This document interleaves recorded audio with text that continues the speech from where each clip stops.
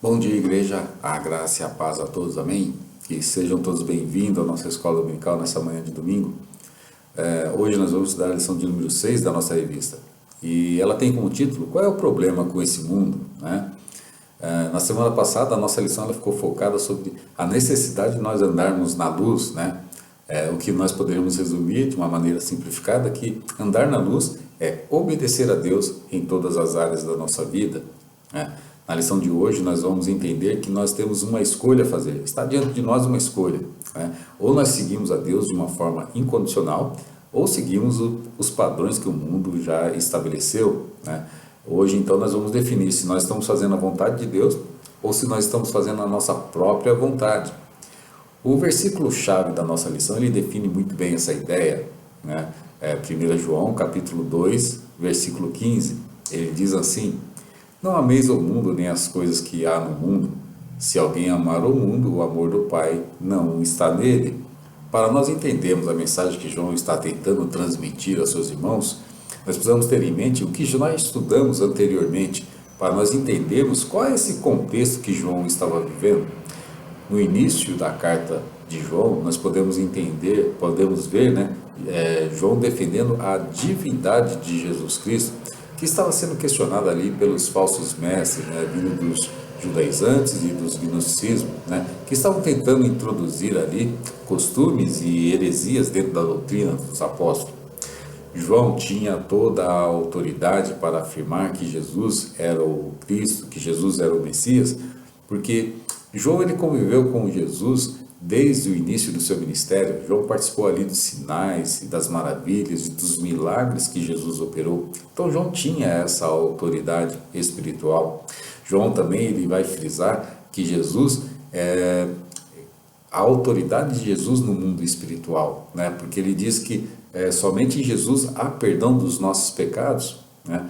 João ele traça um perfil daquele que é o verdadeiro cristão, daquele que se diz cristão, e ele diz e ele dá essa autoridade aos cristãos verdadeiros sobre o mundo espiritual, sobre as investidas do inimigo.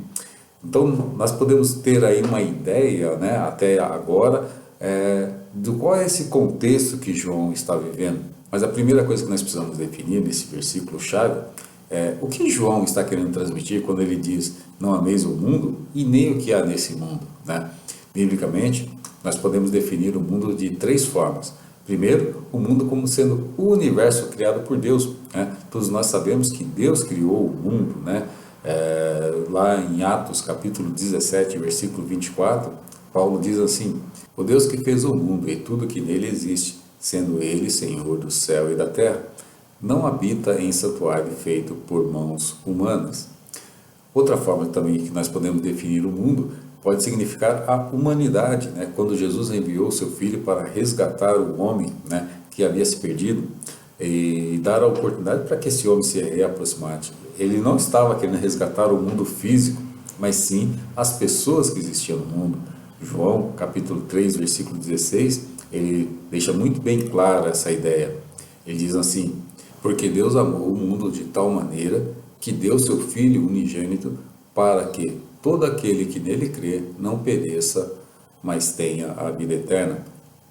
O mundo também ele pode ser considerado uma forma de oposição a Deus. E é dentro dessa linha de raciocínio, né, que João está exortando aqueles irmãos em Cristo para que eles não caíssem em pecado. Ao refletir dentro dessa linha de raciocínio de oposição a Deus, podemos ver dentro da Bíblia, né, que o mundo, ou seja, que a humanidade sempre teve dificuldade de reconhecer a soberania de Deus, né? Vamos ler lá 1 João, capítulo 1, do versículo 10 ao versículo 11. Ele diz assim: o verbo estava no mundo, o mundo foi feito por intermédio dele, mas o mundo não o conheceu. Veio para o que era seus e os seus não o receberam. João está conscientizando seus irmãos em Cristo que o mundo tinha dificuldade em reconhecer a soberania de Deus, de viver conforme a sua vontade. E isso, com toda certeza, refletiria em o mundo aceitar as suas vidas como cristão, né? Eles passariam a ter dificuldades também, né? João capítulo 15, versículo 18, ele diz assim: Se o mundo os odeia, tenham em mente que antes odiou a mim.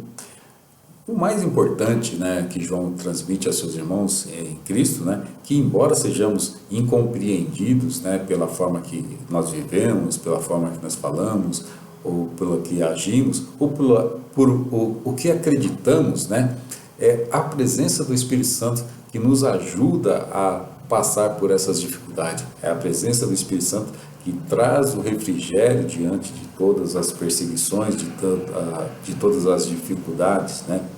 E o mundo ele não pode conhecer, o mundo ele não tem ciência do que é a presença do Espírito Santo, do que é viver segundo o Espírito Santo.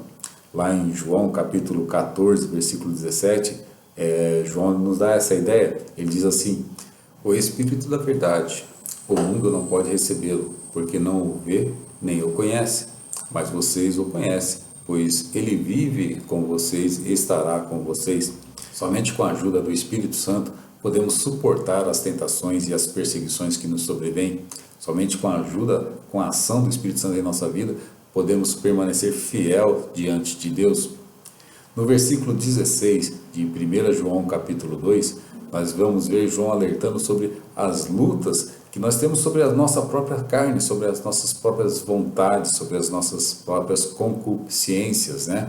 Ele diz assim, 1 João capítulo 2, versículo 16, pois tudo o que há no mundo, a cobiça da carne, a cobiça dos olhos, a ostentação dos bens, não provém do Pai, mas do mundo.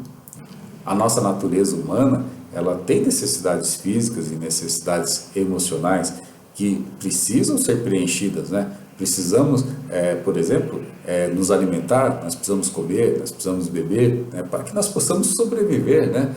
Porque nós somos humanos e nosso corpo necessita disso, né? O que nós não podemos deixar é que isso se transforme numa gula que vai acabar gerando o pecado. É a forma exagerada de nós nos alimentarmos e nós bebermos que é o pecado. Outra necessidade que nós temos como seres humanos é a questão do período de descanso, né? Dentro da nossa necessidade, nós precisamos recompor as nossas energias e nós precisamos descansar.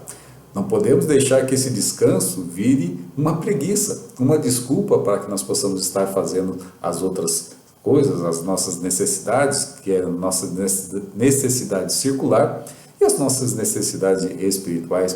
Quantos preferem ficar em casa se espreguiçando no sofá ao invés de ir na igreja e estar ali aprendendo dentro da escola dominical ou dentro do culto, né? A preguiça é um pecado. Outra necessidade do ser humano é a questão do sexo. O homem é um ser sexual, o homem ele necessita do sexo. É uma coisa que ele transmite ali as suas emoções, transmite ali o seu prazer, né? É uma necessidade até física para o homem, né? Mas o sexo tem sido uma pedra de tropeço para muitas famílias, né? Muitas não têm vivido uma vida sexual conforme a vontade de Deus e vive conforme os padrões que o mundo estabelece, achando que tudo é normal, né? E nós vemos muitas pessoas sendo prejudicadas emocionalmente, muitos casamentos sendo desfeitos por uma questão de não saber como viver uma vida sexual diante da vontade de Deus. Mas João, ele faz um alerta, né, muito importante, e nós não podemos passar desapercebido. É a questão da concupiscência dos olhos, ou seja, o cuidado com aquilo que nós estamos vendo, né, com aquilo que nós estamos dando a atenção, né, porque os olhos são a entrada que alimenta os nossos desejos, né? Mateus capítulo 6, versículo 22 ao versículo 23, ele diz assim: são os olhos a lâmpada do corpo. Se os seus olhos forem bons, todo o seu corpo será luminoso. Se, porém, os teus olhos forem maus, todo o seu corpo estará em trevas. Portanto, caso a luz que há em ti seja trevas, que grandes trevas serão. A Bíblia traz exemplos de pessoas que pecaram através do seu olhar, porque elas olharam e desejaram satisfazer o desejo da sua própria carne, né? Eva foi um exemplo disso, né? Eva foi seduzida pela serpente, foi tentada pela serpente, mas quando ela vê que a fruta era boa, era agradável aos seus olhos, né? Ela se entrega aos seus próprios desejos carnais, né? Outro exemplo é Acã, né? quando ele vem da guerra, e ele pega uma capa babilônica e algumas peças de ouro e de prata e ele esconde no chão da sua tenda. Ele sabia que aquilo era pecado, mas o desejo de possuir uma capa babilônica e aquelas peças de ouro e de prata, né, foi maior do que o entendimento dele que aquilo era um pecado. E quando o povo vai participar de uma guerra, né, ele é humilhado pela uma pequena cidade chamada Ai, e o povo começa a se lamentar e vai questionar a Deus por que eles haviam perdido aquela guerra. Deus diz que há pecado no meio do povo, né? E quando eles lançam a sorte cai sobre Acã, e Acã confessa ali o seu pecado, e Acã é apedrejado até a morte. Ele, sua família, seus bens, seu gado, tudo é disseminado, né? Outro exemplo também de pecado pelos olhos foi Davi. Davi, em vez de estar na guerra com os seus soldados, ele está no palácio, passeando na sua sacada. Quando ele vê Betseba tomando banho, ele a deseja, né? E ali ele comete um pecado, o pecado do adultério. E aí nós vemos que por causa disso, a espada não separou da casa de Davi.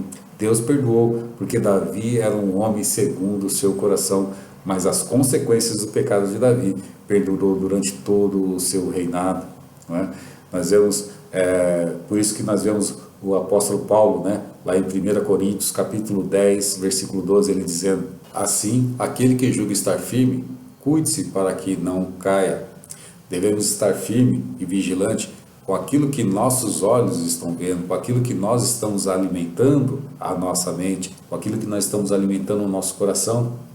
João, ele chama aqueles irmãos para uma conscientização, que devemos tomar posição e seguirmos a Deus uma forma incondicional. Ou nós seguimos a Deus de uma forma incondicional, nos dedicamos a Deus, ou nós satisfazemos as nossas paixões carnais, né? João chega a dizer que todas as nossas paixões são passageiras e que não dura para sempre, mas o que dura realmente para sempre é estarmos na presença de Deus. Para nós concluirmos, vamos pegar o desafio feito por João, né? Ou vamos servir a Deus, ou vamos satisfazer as nossas próprias vontades. Só existe dois caminhos a se escolher, só podemos escolher um deles. Que nós possamos servir ao nosso Deus até o dia que Ele voltar. Amém? Que Deus abençoe a todos.